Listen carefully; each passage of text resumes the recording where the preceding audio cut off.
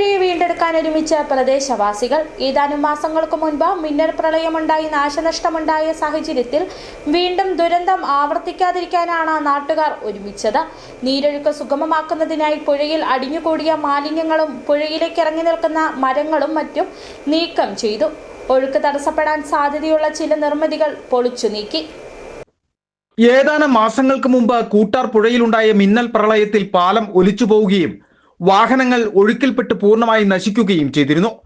സമാന സാഹചര്യം തുടർന്നും ഉണ്ടാകാതിരിക്കുവാനാണ് നാട്ടുകാർ ചേർന്ന് പുഴ ശുചീകരിച്ചത്.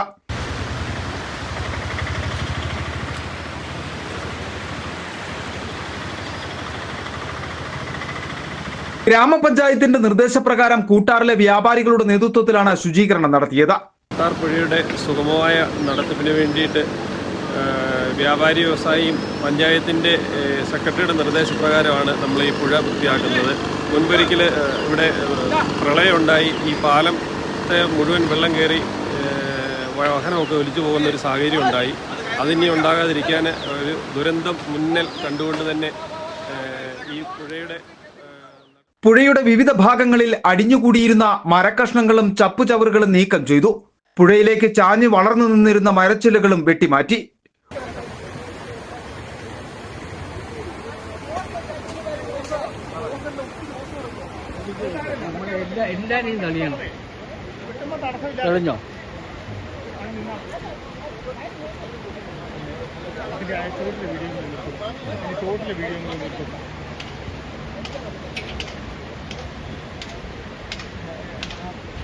ഇതോടൊപ്പം ഒഴുക്കിന് തടസ്സമായി നിന്ന നിർമ്മിതികളും പൊളിച്ചു നീക്കി.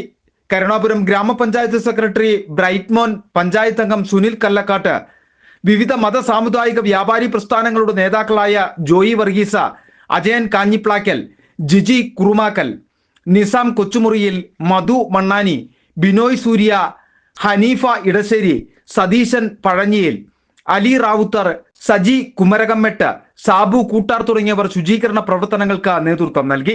City vision, Nedumkandam.